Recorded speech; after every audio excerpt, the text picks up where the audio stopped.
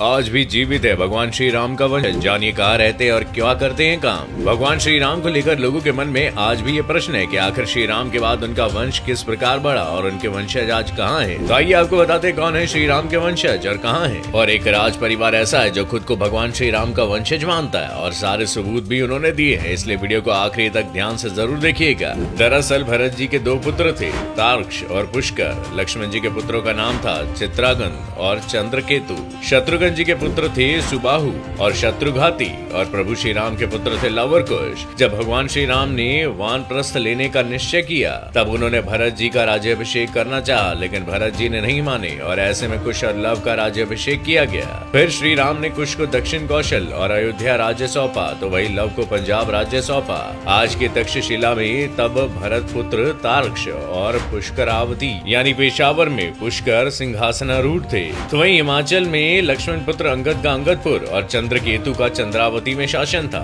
मथुरा में शत्रुघ्न के पुत्र सुबाहु का तथा भेलसा यानी विदिशा में दूसरे पुत्र शत्रुघाती का शासन था। लव से राघव राजपूतों का जन्म हुआ जिनमें बटगुजर, जयास और सिकरवारों का वंश चला, तो वहीं कुश से कुशवाहा राजपूतों का वंश चला। वैसे श्री राम के दोनों पुत्र में कुश का वंश आगे बढ़ा और कुश वंश से ही कुशवाहा, मौर्य, सैनी और शाक्य संप्रदाय की स्थापना मानी जाती है। माना जाता है कि जो लोग खुद को शाक्यवंशी कहते हैं वो श्री राम के वंशज थे। ऐसे में वर्तमान में जो भी लोग सिसोदिया, कुशवा, मौर्य, शाक्य, बैचला और गहलोत और राजपूत वंश के लोग हैं वे सभी प्रभु श्री राम के वंशज हैं। और माना जाता है कि जयपुर राजघराना भी श्री राम का वंशज है। यहाँ की महारानी पद्मिनी और परिवार के लोग राम के पुत्र कुश के वंशज हैं। महारानी पद्मिनी ने खुद एक टीवी चैनल को दिए इंटरव्यू में इस बात का खुलासा किया था कि उनके पति भवानी सिंह कुश के 307वें वंशज थे। जयपुर राजघराने की बात करें तो यहाँ के महाराज मान सिंह द्वितीय ने 3 शादियां की थी। उनकी पहली पत्नी मरुधर कंवर, दूसरी पत्नी किशोर कंवर और तीसरी पत्नी महारानी गायत्री देवी थी।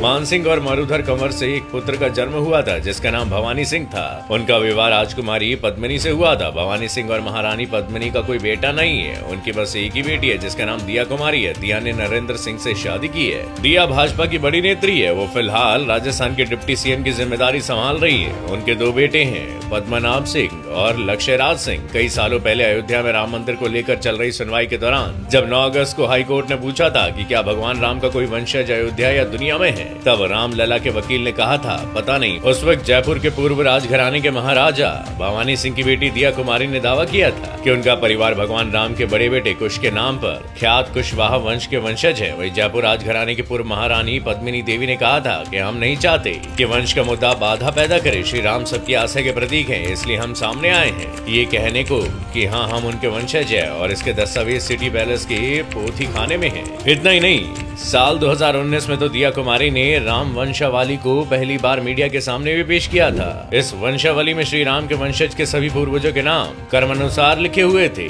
इसमें 289वें वंशज के रूप में जयपुर के पूर्व महाराजा सवाई जयसिंह द्वितीय का नाम है। कर्म संख्या 307 पर वंशज के रूप में पूर्व महाराजा भवानी सिंह का नाम लिखा है। इतना ही नहीं बल्कि उनके राजमहल के पोथी खाने में कुल 9 ऐसे दस्तावेज हैं और 2 ऐसे नक्शे रखे हुए हैं जो साबित करते हैं कि अयोध्या का जयसिंहपुरा और राम जन्म स्थान पर सवाई जयसिंह द्वितीय का अधिकार था। आप ये बात नहीं जानते होंगे कि जयपुर राजघराने के पूर्व महाराजा भवानी सिंह ने पुत्र प्राप्ति न होने पर अपने नातिन पद्मनाभ सिंह को गोद लिया था। साल 2011 में भवानी सिंह का निधन हो गया था। उस वक्त पद्मनाभ सिंह सिर्फ 12 साल के थे। ऐसे में साल 2016 में जब वो 18 साल के हुए तब उनका राज्याभिषेक हुआ और उन्हें पूर्व राज परिवार का उत्तराधिकारी बनाया गया। पूर्व महाराजा भवानी सिंह 307वें वंशज थे और उनकी इकलौती पुत्री दिया कुमारी 308वीं वंशज है। इसी क्रम से अगर देखा जाए तो महाराजा पद्मनाभ सिंह 309वें वंशज हैं। इसलिए रामलला के प्राण प्रतिष्ठा समारोह में उन्हें खास तौर से आमंत्रित किया गया था। उम्मीद है अब आपको श्री राम के वंशजों के बारे में सभी जानकारी मिल गई होगी। ये जानकारी आपको पसंद भी आई होगी। इसी तरह के और भी रोचक वीडियो देखने के लिए आप हमारे फेसबुक पेज न्यूज़ ट्रेंड को लाइक और फॉलो जरूर कीजिएगा।